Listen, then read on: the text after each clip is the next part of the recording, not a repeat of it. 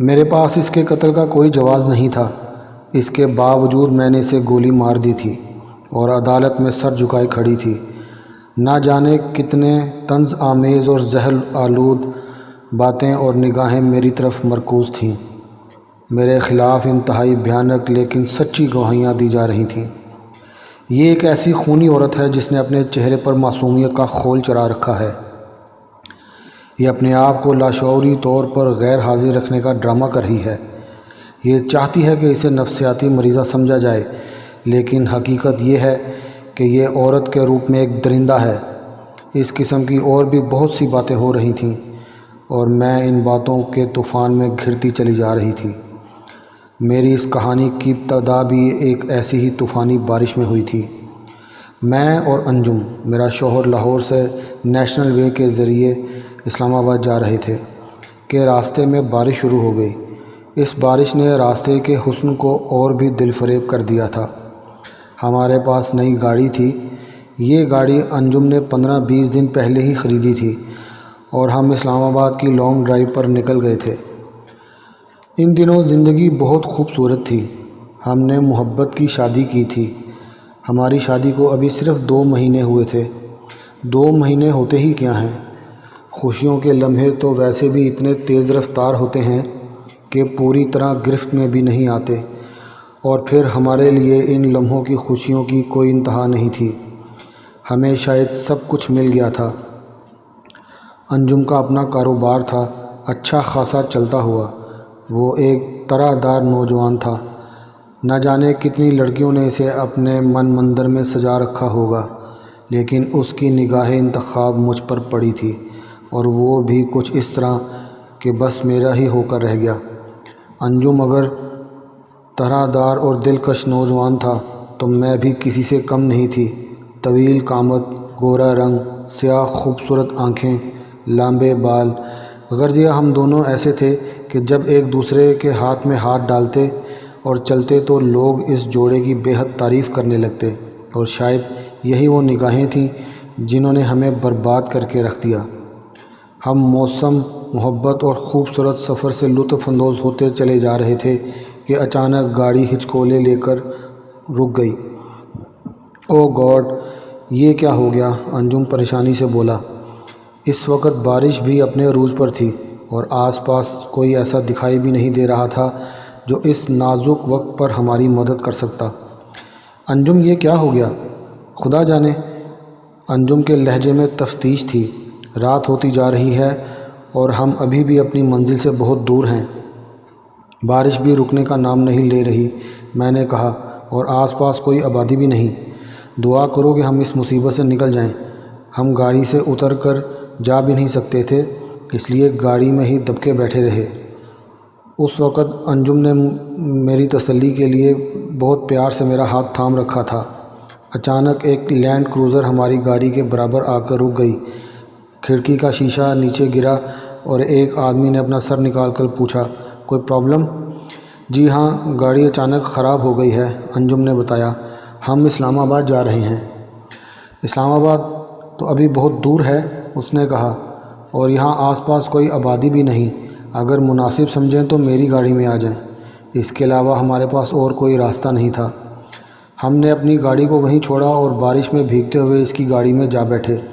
گاڑی کے اندر کی فضا اس وقت بہت خوشگوار سی گرمی کا احساس دلا رہی تھی۔ گاڑی چلانے والا ایک قوی ہیکل انسان تھا، خوش پوش، 40 اور 45 عمر کا۔ لہجہ بہت مہذب تھا، لیکن اس کی آنکھوں میں بلا کی وحشت تھی۔ اس نے جب گھور کر میری طرف دیکھا تو میں لرز کر رہ گئی۔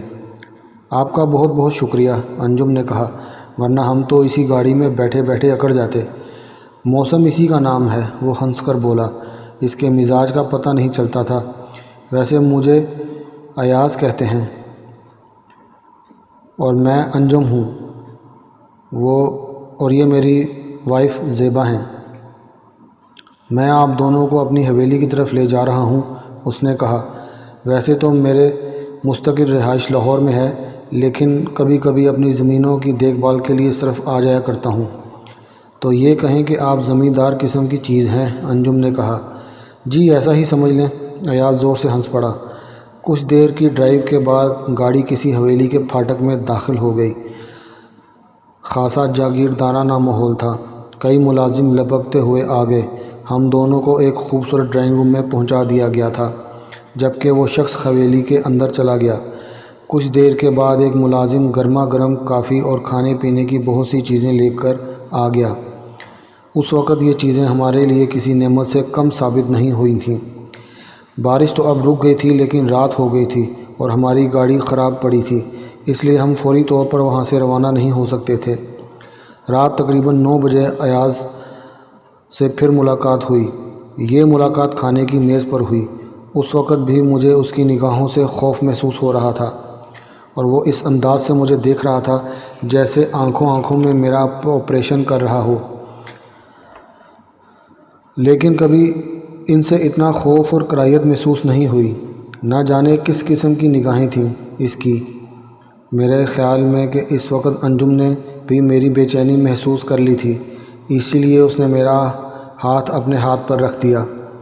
آپ کی گاڑی 2 دن پہلے سے ٹھیک نہیں ہوگی، اس نے ہماری طرف دیکھتے ہوئے بتایا۔ یہ کیسے معلوم ہوا؟ ہم نے ایک مستری آپ کی گاڑی کی طرف بھیجا تھا، اس نے چیک کرنے کے بعد یہ بتایا۔ کوئی بات نہیں، ہم صبح کوئی گاڑی کر کے یہاں سے نکل جائیں گے۔ اس تکلف کی کیا ضرورت ہے؟ وہ مسکرا دیا۔ میری گاڑی موجود ہے، ڈرائیور آپ کو وہاں تک پہنچا دے گا۔ بہت بہت شکریہ آپ کا۔ اس کھانے کے بعد ہم لانچ میں آ کر بیٹھ گئے۔ اس کی باتیں بہت دلچسپ تھیں۔ باتوں سے یہ اندازہ ہو رہا تھا کہ وہ ایک مغرور اور خود پسند انسان ہے۔ اس کے نزدیک کسی اور کی کوئی اہمیت نہیں ہے۔ وہ بہت مزے لے کر اپنے جبر اور مظالم کی داستانیں سنا رہا تھا کہ فلاں کے ساتھ میں نے یہ کر دیا، فلاں کے ساتھ یہ ہوا، وغیرہ وغیرہ۔ اور وہ اس کی باتوں کے درمیان اس کی نگاہیں وہ بس مجھ پر مرکوز تھیں۔ ایسا لگ رہا تھا جیسے وہ میرے جسم میں اتر جانا چاہتا ہو۔ جب رات زیادہ ہونے لگی تو اس نے ہمیں ایک کمرے میں بھیج دیا۔ اس کمرے کا فرنیچر بہت شاندار تھا، لیکن یہاں ایک طرح کی وحشت محسوس ہو رہی تھی۔ انجم، مجھے اس شخص سے خوف محسوس ہو رہا ہے، میں نے کمرے کا دروازہ بند کرنے کے بعد کہا۔ کیا کوئی ایسا طریقہ نہیں ہو سکتا کہ ہم اسی وقت یہاں سے روانہ ہو جائیں؟ مطمئن تو میں بھی نہیں ہوں، انجم نے فکر مند لہجے میں بولا، لیکن یہ ہماری مجبوری ہے، ہم رات کے وقت یہاں سے کہیں نہیں جا سکتے، لیکن صبح ہوتے ہی روانہ ہو جائیں گے۔ ظاہر ہے، لیکن روانہ ہونے والی اس صبح کی نوبت ہی نہ آ سکی۔ ہم مسحری پر سوئے ہوئے تھے اور طوالت کے وقت نہ جانے کس طرح میری آنکھ کھلی تو انجم بستر پر نہیں تھا۔ کمرے کے ساتھ ہی غسل خانہ بھی تھا۔ میں انتظار کرتی رہی کہ شاید وہ غسل خانے میں ہوگا، لیکن جب بہت دیر کے بعد غسل خانے کو دیکھا تو انجم وہاں موجود نہیں تھا۔ اب تو میری حالت غیر ہو گئی۔ وہ کہاں جا سکتا تھا؟ کمرے کے دروازہ بدستور بند تھا، انجم غسل خانے میں بھی نہ تھا، تو پھر وہ کہاں ہو سکتا ہے؟ میں پریشان ہو کر دروازے کی طرف لپکی اور اچانک وہ دروازہ باہر سے کھل گیا۔ کمرے میں داخل ہونے والا انجم نہیں بلکہ وہی ایاز تھا، جس کی ہوسناک نگاہوں کی چمک اس وقت بہت بڑی ہوئی تھی۔ میں سہم کر 2-4 قدم پیچھے ہٹ گئی۔ انجم کہاں ہے؟ میں نے سخت لہجے میں پوچھا۔ کہاں ہے میرا شوہر؟ تمہارا شوہر اس وقت آرام کر رہا ہے، اس نے مسکراتے ہوئے کہا۔ کیا مطلب ہے تمہارا؟ دیکھو، میں ایک دوسرے مزاج کا انسان ہوں، اس نے کہا۔ میرا یہ مزاج ہے، جو مجھے پسند آ جائے اسے ہر حال میں حاصل کر لیتا ہوں، چاہے تھوڑی دیر کے لیے ہی صحیح۔ بدمعاش! میں غصے اور خوف سے کانپنے لگی۔ بتا، تو نے میرے شوہر کے ساتھ کیا کیا ہے؟ کوئی فائدہ نہیں، وہ بدستور مسکرائے جا رہا تھا۔ اس حویلی میں نہ جانے کتنی لڑکیاں چیختے چیختے مر گئیں، لیکن کوئی ان کی آوازوں پر دھیان نہیں دیتا۔ میں ایک ایڈونچر قسم کا انسان ہوں، میں اس قسم کے شکار کا عادی ہوں جیسے شکار تم دونوں ملے ہو۔ کیا چاہتا ہے تو؟ بس تمہاری قربت، وہ ڈٹھائی سے ہنسا۔ ایک مرد کی اور کیا خواہش ہو سکتی ہے؟ اس وقت اتنی جنونی کیفیت میں آ گئی تھی کہ میں نے آگے بڑھ کر اس کے منہ پہ تھوک دیا، اور وہ اس وقت اس کی نرم گفتاری کا خول اچانک اتر گیا۔ اس نے لپک کر مجھے بالوں سے پکڑا اور گھسیٹتا ہوا ایک دوسرے کمرے میں لے آیا، اور اس کمرے میں میرا انجم موجود تھا۔ میرے خدا، میرے انجم کی یہ کیا حالت ہو رہی ہے؟ اس کمبخت نے اسے صوفے سے باندھ رکھا تھا، اس کے منہ میں رومال ٹھونس دیا تھا اور وہ اس وقت بے بسی کی مجسم تصویر بنا ہوا تھا۔ دیکھ اپنے شوہر کو، اس نے مجھے ایک طرف پھینک دیا۔ اب یہ بتا کہ تو اس کی زندگی چاہتی ہے یا موت؟ میں انجم کی طرف لپکی لیکن اس نے راستے میں روک لیا۔ میں اس کی گرفت سے نکلنے کی جدوجہد کرتی رہی لیکن وہ انتہائی قوی ہیکل آدمی تھا، اس نے مجھے بے بس کر کے رکھ دیا تھا، اور پھر وہ ہاتھ جس کا میں تصور بھی نہیں کیا ہوگا۔ انجم پاگلوں کی طرح اپنے آپ کو آزاد کرانے کی جدوجہد کر رہا تھا۔ میں تڑپ رہی تھی، چیخ رہی تھی اور ایاز مجھ سے الجھا ہوا تھا۔ بالآخر میری یہ جدوجہد مان پڑ گئی کیونکہ جدوجہد کے لیے کچھ نہیں رہا تھا۔ میں نے دیکھا کہ میری طرح انجم کی آنکھوں میں بھی آنسو بہہ رہے تھے۔ اس نے اپنی محبت کو اپنی آنکھوں کے سامنے تباہ ہوتے ہوئے دیکھا تھا۔ وہ ایک شوہر تھا، اس نے اپنی بیوی سے محبت کی تھی اور وہ اس کی بیوی کا یہ حشر ہوا تھا۔ وہ شخص مجھے وہیں چھوڑ کر چلا گیا۔ مجھے ہوش ہی کہاں تھا، نہ جانے کتنی دیر میں بے سدھ پڑی رہی۔ پھر جب ہوش آیا تو انجم کے پاس پہنچ گئی۔ میں نے اس کی بندشیں کھول دیں۔ میرے خدا، کیا رات تھی وہ، کتنی بھیانک! ہم ایک دوسرے سے لپٹ کر رو رہے تھے۔ میرے بس میں ہوتا تو میں خودکشی کر لیتی، لیکن انجم مجھے تسلی دیتا رہا۔ اس میں تمہارا کیا قصور؟ یہ اس کمینے کی وجہ سے ہوا ہے۔ تم بالکل بے گناہ اور بے قصور ہو، تم نے کچھ بھی نہیں کیا۔ لیکن میں تو گھنوئی ہو چکی ہوں انجم، کچھ نہیں ہوا تمہیں۔ تم میری نگاہوں میں ہمیشہ کی طرح پاک اور صاف ہو۔ بس ایک بار ہمیں یہاں سے نکل جانے دو، پھر میں اس آدمی کو دیکھ لوں گا۔ ابھی ہم کچھ بھی نہیں کر سکتے۔ بہت ہی کربناک رات گزاری تھی ہم نے۔ صبح ہوئی تو اس کے مسلح آدمیوں نے ہم دونوں کو وہاں سے اٹھایا اور ہائی وے پر لے جا کر چھوڑ دیا جہاں ہماری گاڑی کھڑی تھی۔ اس کمبخت نے ہماری گاڑی ٹھیک کروا دی تھی۔ اب کہاں جانا تھا ہمیں، ہم لاہور واپس آ گئے۔ انجم کی حالت تو جیسی بھی تھی لیکن میرا بہت برا حال تھا۔ میرے بدن میں آگ لگی ہوئی تھی۔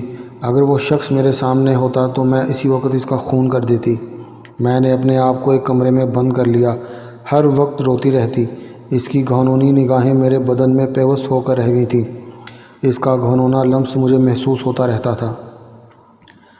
کئی دنوں کے بعد انجم نے کہا، دیکھو زیبا، جو کچھ ہونا تھا وہ تو ہو گیا، لیکن ہمارے لیے دو باتیں ہیں۔ پہلی بات تو یہ کہ تم اپنے آپ کو نارمل کر لو۔ میری طرف سے زندگی بھر کوئی بات نہیں ہوگی، کبھی میری زبان پر اس المیہ کا ذکر بھی نہیں آئے گا۔ اور دوسری بات یہ کہ اب اس شخص کے خلاف ہمیں کیا کرنا چاہیے۔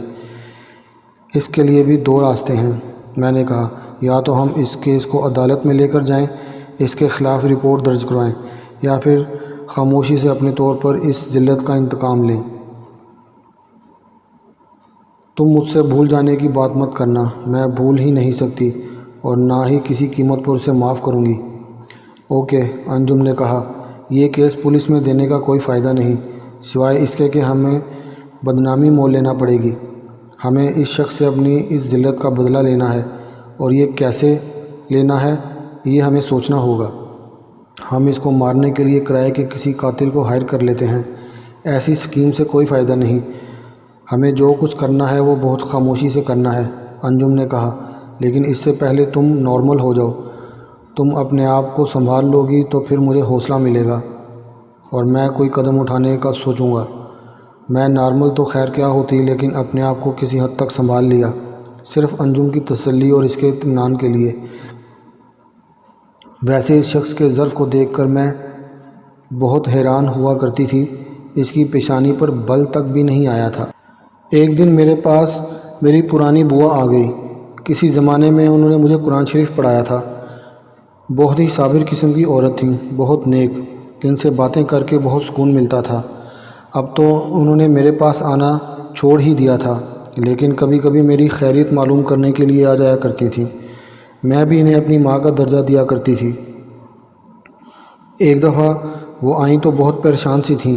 میرے دریافت کرنے پر انہوں نے بتایا کہ کیا بتاؤں بیٹی، سکینہ کی حالت نے مجھے برباد کر دیا۔ کیا ہوا سکینہ کو؟ سکینہ ان کی 15-16 برس کی بیٹی کا نام تھا۔ اس کی بینائی ختم ہو گئی ہے، بوا نے بتایا۔ کیا؟ مجھے یہ سن کر سخت افسوس ہوا۔ بینائی ختم ہو گئی؟ وہ کیسے؟ پتہ نہیں بیٹا، ڈاکٹروں کا یہ کہنا ہے کہ اس کی آنکھوں کی دونوں پتلیوں میں کوئی گڑبڑ ہے۔ انہوں نے کہا، بہت مہنگا علاج ہے اس کا۔ ڈاکٹروں کا کہنا ہے کہ اس کی آنکھیں بدل دی جائیں۔ آپریشن پر اخراجات بھی بہت ہوں گے۔ خیر بوا، اخراجات کی پرواہ مت کرو، میں انجم سے بات کروں گی۔ بوا کے جانے کے بعد جب میں نے انجم سے بات کی تو وہ فوراً تیار ہو گئے۔